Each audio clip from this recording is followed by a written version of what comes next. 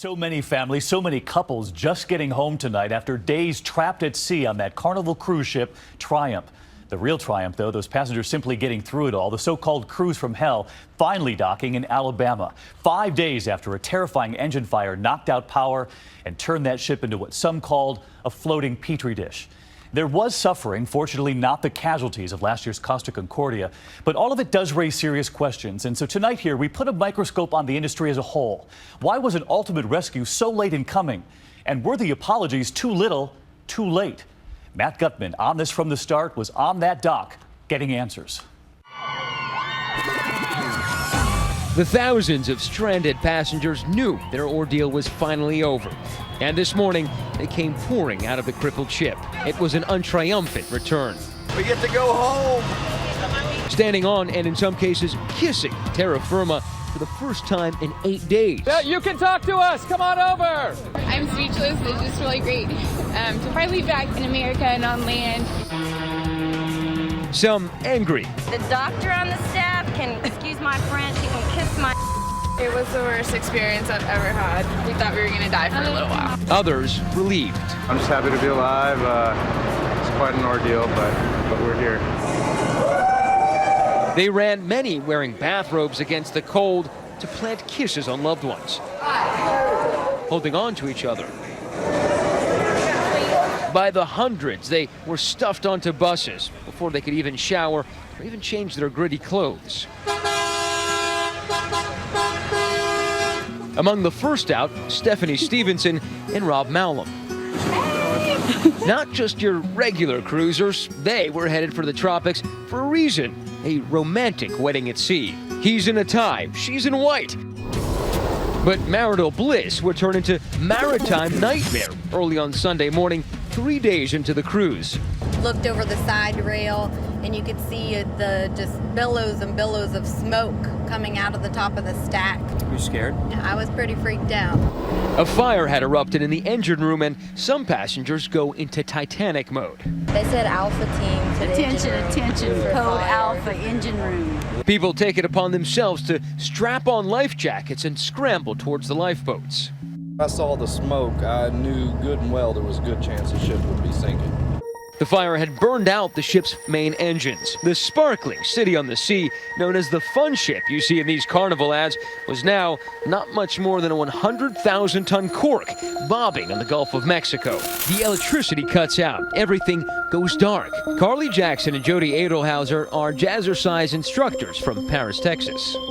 All of the power shut off at like once, and I was like, oh my gosh, this is like Titanic. The lower decks fill with smoke, engulfing some of the cafeterias. They even see it billowing from the stack. The smoke has gotten worse. Then the air conditioning goes out. Still, the crew assures the passengers that everything is under control. Nothing to worry about, folks. You can wait up on the Lido deck. It's really lovely out there. An automated system extinguishes the fire, but the ship stays dead in the water. By Monday, 24 hours after the crisis began, Carnival decided to tow the ship not to nearby Mexico, but to Mobile, Alabama, because not everybody had passports with them. That added nearly 350 miles and an extra day of hardship for passengers. I'm not liking that. By this time, 2 other Carnival cruise ships had been diverted to deliver food and water to the hobbled vessel. Helicopters were also deployed carrying generators and other supplies on Wednesday. They came in, dropped off water and stuff, but that didn't stop babies from going hungry. That didn't stop other people from hoarding food. Wow. But despite their efforts, conditions aboard the Triumph were deteriorating fast. No electricity, not enough running water, and almost no cell phone service, leaving parents and loved ones on land frantic. I just need to know that she's okay. The ship, 300 yards long, equipped with every amenity, and now the more than 4,000 aboard could only communicate in snippets of text messages. We're in the middle of the Gulf of Mexico. 36 hours into the crisis, no hot food, no hot water, no AC, and the ship was listing. When we were leaning one way, it was kind of a little nerve-wracking. Worst of all, backed up toilets. There was sewage everywhere. We got one flush, one time. 5 days, one flush. 5 days, one flush. For toilets, the ship handed out these red bags. People were using the restroom in little red plastic bags and throwing them out into the hallway. We were in shock. We were like, I'm not using a red bag. The thing is you just don't eat. You just don't eat. To not have to use the red bag, Controlling the colon. You just don't eat. We met a couple that we were talking to that said her husband was laying in bed and just the ceiling fell down on him full of urine, feces, all of that. Yeah. The stench and heat driving people to camp out on the decks. They built tent cities out of bed sheets. We've been shipwrecked for, I guess, 3 days now. ABC News was the first to fly out over the ship on Wednesday. You can tell how powerful the wind is, gusting at 25 miles an hour. Those conditions bringing out the worst in some people. They opened the bar one evening and gave away free drinks, and that was a really bad idea. There were people throwing things over the side of the ship, acting unruly. And during the voyage, passengers did receive updates on the PA system as well as printed status updates, but Rob Mallon thinks that was another poor decision. Somehow they managed to print us out little letters that they sent to our room. Maybe they were using the emergency generator to supply printers instead of toilets. Yeah. Folks hoarding food, forcing others onto a diet of onion sandwiches. What was the food situation like? You had to stand in line for 3 hours to get a meal.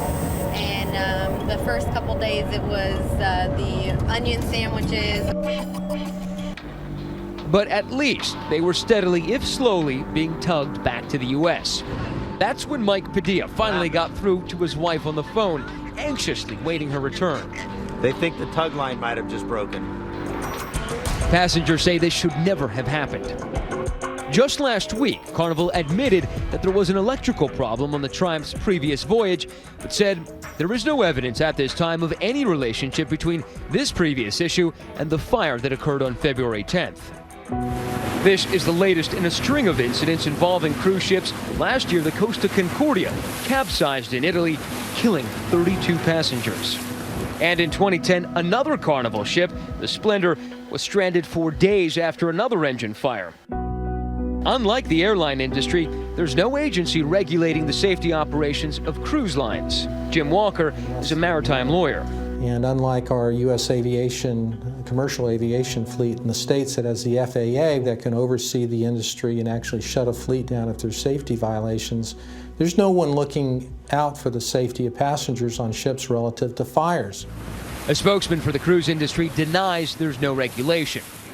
I know you can't talk to me, but is there anybody who can? For 3 days, not a single Carnival exec appeared publicly until CEO Jerry Cahill spoke late Tuesday. We pride ourselves in providing our guests with a great vacation experience, and clearly we failed in this particular case. Carnival has offered the passengers a full refund, a voucher for another cruise, and $500, and it will cover travel expenses. Oh my God, it's degrading, demoralizing. And then they want to insult us by giving us $500. Since Sunday, ABC News has been requesting answers to questions about the ship's history of mechanical problems. No answer. They did hold 3 press conferences, but answered very few questions. I'm sorry, Mr. Thornton. Matt Gutman from ABC News. Thank you for taking the time today. But I wonder if you could take a few more questions, like, do you really? You're running away. We've been trying to track down anybody from Carnival to talk to us. And the company's chief marketing officer, he also retreated. We're on our way. 2 minutes. But one thing that did go right in the end for Carnival was bringing that colossus of a ship up this narrow channel in darkness. And after 8 days at sea, the most precious of cargo delivered back to family members. You guys gonna sleep tonight? I'm gonna shower and then I'm gonna sleep. We're showering. We had our food, now just a long shower, long hot shower. I really want to get home though. And for the newlyweds, a delayed wedding banquet of burgers and fries. This is gonna be the best hamburger ever. Never was there a couple so happy to trade a cruise for a bus. When we got on the bus, we went back and we flushed the toilet just to make sure it worked.